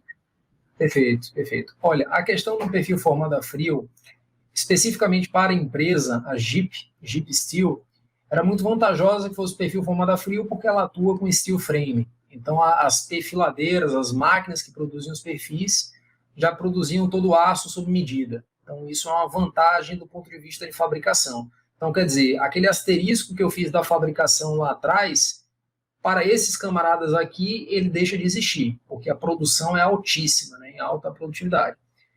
No entanto, o perfil formado a frio, Alexandre, de chapa fina, né, entre 0,80 e 1,25, ele está com um ponto negativo, a capacidade resistente. Então, você tem um vão livre limitado, obviamente, você tem uma sobrecarga limitada e você tem, obviamente, que trabalhar com treliças com afastamento, com espaçamento menor. Então, existe a vantagem de fabricação e a desvantagem da capacidade portante. Já quando você trabalha com os perfis, digamos assim, um WT, né, que a gente chama, que é o perfil W cortado no meio e separando em dois perfis tipo T, formando os banzos, superior e inferior, você tem uma possibilidade de ter uma capacidade resistente maior, né, do que essa solução daí formada a frio. Então, eu acho que a vantagem é você possibilitar um sistema com vãos maiores, com a sobrecarga maior. No entanto, a fabricação dessa treliça é mais trabalhosa. Então, vejam que a gente tem vantagens nos dois sistemas e temos desvantagem também nos dois. A gente tem as publicações do Steel Joist, né, o Instituto de Steel Joist dos Estados Unidos, e Isso. lá a gente não encontra tabelas com perfis formados a frio. Nessas tabelas todas, gente, essas tabelas permitem que você escolha, como se você escolhesse um perfil tipo I, tipo W para sua obra, o tipo de treliça, tá? Eles te dão uma tabela que você não calcula. Você simplesmente vê o esforço que você tem, o vão que você tem, e você escolhe o perfil SJ20, SJ25. Como todo americano, é extremamente prático o negócio. E essa tabela que eu estou comentando, essas tabelas, elas são de joists formadas apenas por perfis laminados. Essa pesquisa do Alberto, ela é muito rara de se encontrar. Então, eu recomendo que vocês leiam essa pesquisa. Por quê? Justamente pelo interesse de quem financiou os materiais na pesquisa. A cada dia que passa, o Light Steel Frame ele está cada vez mais sendo utilizado nas obras. Então, isso quer dizer o seguinte, que as vigas mistas treliçadas com perfis de chapa dobrada para a utilização em pavimentos de prédios baixos ou em construção modular, que é o que se fala hoje em dia, talvez seja a solução, a melhor sacada para a gente pensar. E não existe muita pesquisa, a não ser... eu conheço a tua pesquisa só, Alberto, aqui no Brasil. Perfeito. Eu acho que é só essa, viu, Alexandre? É só porque essa, realmente, né? Porque a grande preocupação que existia nesse sistema de chapa fina era o conector de cisalhamento, que ele não poderia ser soldado. A própria Jeep, que era o parceiro lá do Steel Frame, ela não sugeriu a pesquisa para mim. Eu sugeri para ela, sabendo que ela era parceira da UFRJ. Então, eu busquei, junto com eles, entender o produto deles. Eu visitei uma obra do Parque Olímpico, na época, que eles tinham montado, que eram com um pavimento com placa OSB de madeira e com as treliças de grandes vãos. E aí eu perguntei, cara, veja só, aqui num cenário nacional, o brasileiro tem muita cultura de piso de concreto, laje de concreto, porque na hora que você se movimenta, o piso ele tem uma maior rigidez. E aí eu perguntei, nessas situações, como é que você dimensiona a sua treliça? A gente dimensiona a treliça sustentando tudo. Tem algum conector de cisalhamento? Não. Aí eu falei, pronto, então essa é a minha pesquisa aqui de doutorado. Então eu acho que esse é o caminho do estudo. E aí foi bacana porque os conectores também são de chapa fina, mas se você olhar hoje na minha tese de doutorado, os conectores têm uma capacidade resistente inacreditavelmente grande, né? Mais ou menos conforme eu previ, né, que eles teriam, mas quando o ensaio mostra isso, o que você previu, confirma, é impressionante, é impressionante. Conectores de chapa de 0,95, de 1,25, às vezes sustentando 7 toneladas, 8 toneladas, você fala, cara, é impressionante isso, por conector. E aí, depois dessa nossa pesquisa, a gente apresentou, Alexandre, num congresso, um dos congressos mais importantes de perfis formados a frio, na República Tcheca. A gente apresentou, meu orientador Eduardo Batista foi lá apresentar. Aí a gente teve a pesquisa premiada, né, com um dos 2 melhores artigos do congresso, e aí foi impressionante, né, porque mostra de fato que foi uma pesquisa inovadora. Então a gente foi lá num dos principais congressos da área que a gente de atuação e que a gente conseguiu ter esse reconhecimento, né, justamente por ser algo prático para a engenharia e inovador do ponto de vista técnico-científico. Eu diria que é a grande sacada para quem quiser trabalhar com steel framing em edifícios de pequeno porte, tá? Essa é a grande sacada. Batível. Não estão usando ainda de uma forma usual. Quem sair na frente vai sair com vantagem competitiva, gente. Bastante. Pense nisso, bastante. Tá? Isso. O Robson Exato. tem uma pergunta aqui, Roberto. Perfeito. Tá aí. Existem vantagens e desvantagens na utilização de laje alveolar no pavimento misto? Poderia comentar? Claro, Robson. Importantíssima em suas colocações, sempre muito bem colocadas. Obrigado aí mais uma vez. Vamos lá. A laje alveolar, eu vejo como vantagem em utilizar o sistema treliçado misto com laje alveolar, de fato, se a gente tiver a possibilidade de a obra tiver restrições de espaço e a gente precisar passar as instalações ali no meio, certo? Por que eu falo isso? Porque, de fato, seria quase que obrigatório utilizar o sistema treliçado, nesse caso. Se a gente trabalha com obras convencionais, eu acredito que a viga de aço de alma cheia convencional, como o Alexandre certamente comentou nas aulas anteriores, vai comentar no Masterclass, é uma alternativa mais interessante. E aí é por isso que a gente, inclusive, apresenta aqui esse Masterclass, né, promovido pelo Engeduca, porque aí o engenheiro tem diferentes soluções que podem ser adotadas. Então, eu acredito que é mais interessante a viga de alma cheia com a laje alveolar. Por quê? Porque a laje alveolar é um sistema bem peculiar. E se vocês, no futuro, observarem o que a norma brasileira vai falar sobre o pavimento com laje alveolar, a largura colaborante de um pavimento com laje alveolar é diferente.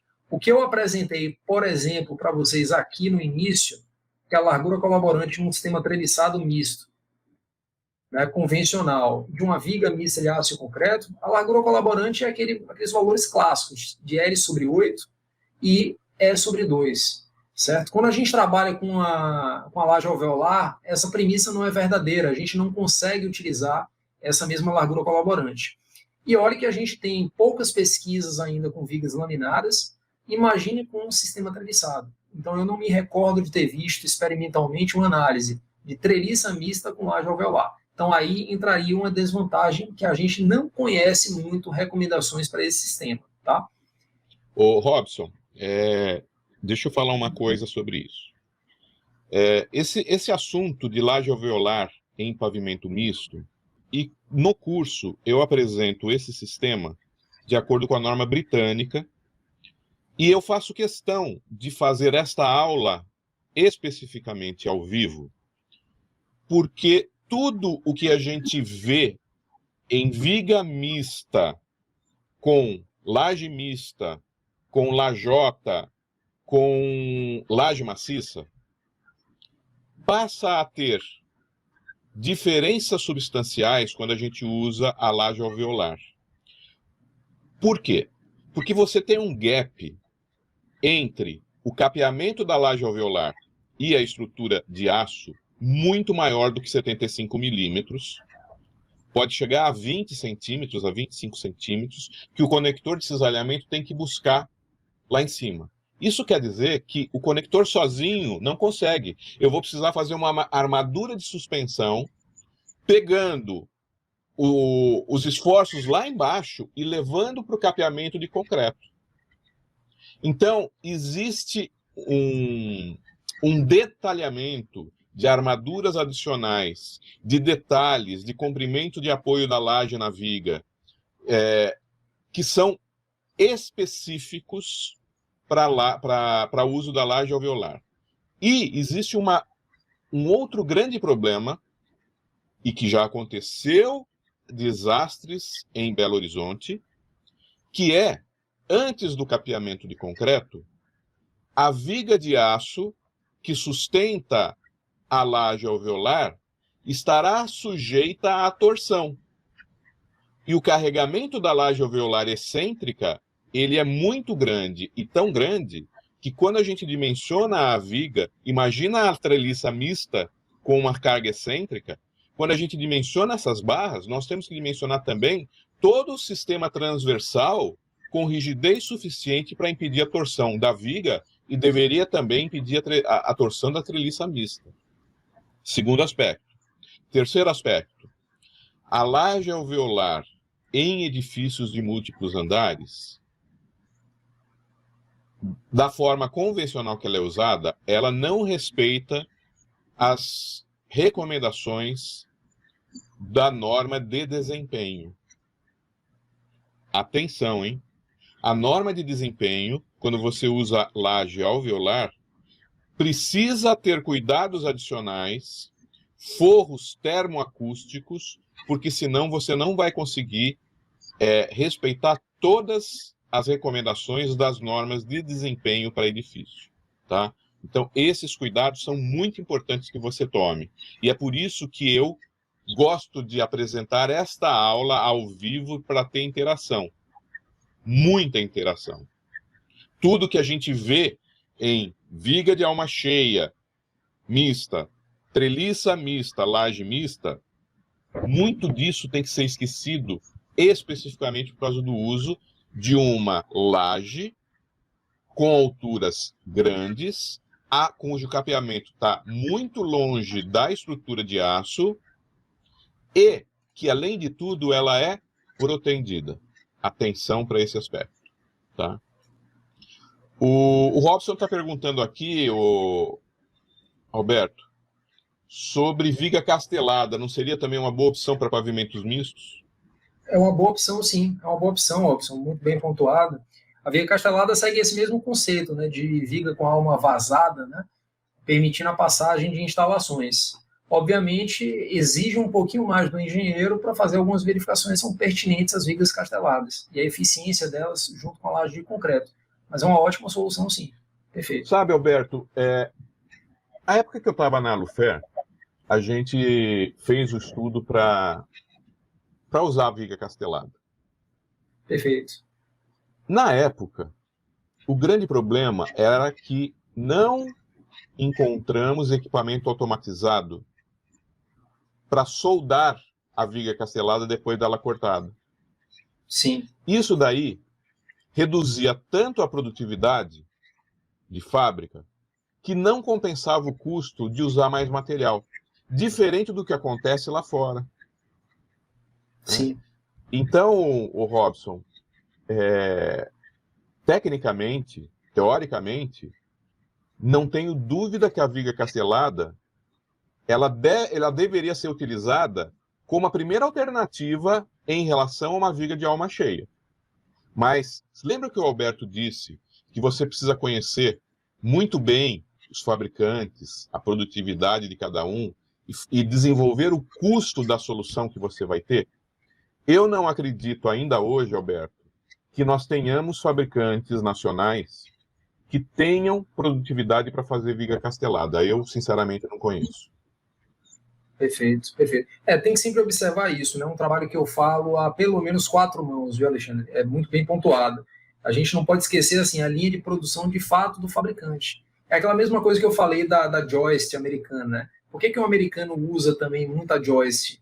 Hoje, se a gente coloca isso dentro de um projeto lá, tem várias empresas que fornecem, né? Então, voltando ao nosso caso da viga castelada, eu acredito que, de fato, tem que se deixar a cargo do fabricante a gente fazer o seguinte: pessoal, vou desenvolver o projeto básico, tá com viga laminada aqui, certo? Mas eu abro espaço para o fabricante, claro que em comum acordo com o proprietário da obra, de fazer ajustes no projeto, né, para o projeto executivo, em função da sua linha de produção. Então, eu acho que esse é um fluxo de trabalho que poderia ser interessante, né?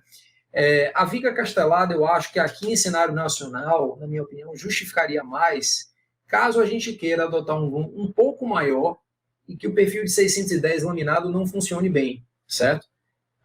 E que eu preciso dar uma vazada, tá? Porque para alturas maiores do que 610, que são as alturas dos perfis laminados, a gente ainda tem a opção de vigas soldadas, de alma cheia. Então, na minha opinião, eu teria que passar um checklist de 2 situações para usar a castelada. Altura maior do que 610, né? E um conceito de alma vazada, muitos furos na viga para passagem de instalações. Ou alguma questão estética também, né? Obviamente, conceito arquitetônico. Mas aqui, aproveitando essa nossa conversa, eu quero deixar uma dica para quem trabalha exclusivamente em escritório com projeto estrutural. Primeiro, conheça todos os fabricantes da sua região. Todos. Nenhum fabricante, quando você pedir para visitar a fábrica, vai se recusar a te receber. Porque daí você vai entender qual é o sistema produtivo dele. E conheça grande parte dos fabricantes nacionais, porque você vai fazer projetos para o Brasil todo e para fora do Brasil também. E, conhecendo a produtividade, você vai conversar com o seu cliente, enquanto você está fazendo o projeto, e entender com quem ele está cotando, quais as possibilidades de contratação, quem ele tem preferência, e você vai tentar dirigir o seu projeto para as preferências de fabricante do seu cliente. Se o teu cliente falar para você, eu não vou contratar uma empresa que tem equipamento CNC, eles estão cobrando muito caro, eu vou contratar uma empresa que tem qualidade sim, mas ele tem uma produção artesanal. Provavelmente você não vai fazer 100% das ligações parafusadas. Por quê? Porque eles não têm produtividade para fazer isso.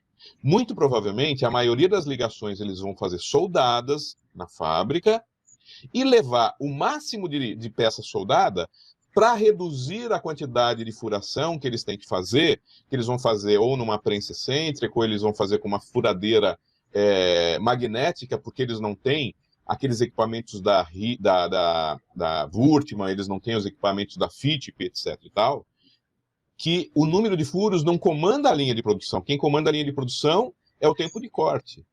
Sabendo disto, você vai dirigir o seu projeto para aquelas características que o seu cliente está apontando para o fabricante. Então fica aqui a minha recomendação.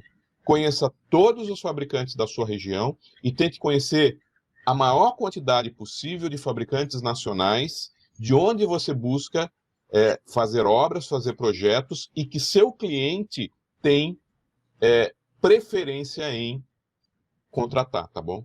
Você vai se dar muito bem no cálculo estrutural pensando desta forma. Você tem que pensar no mercado, não adianta só pensar em norma, em regulamentação, você tem que entender o mercado e dominar os custos de mercado.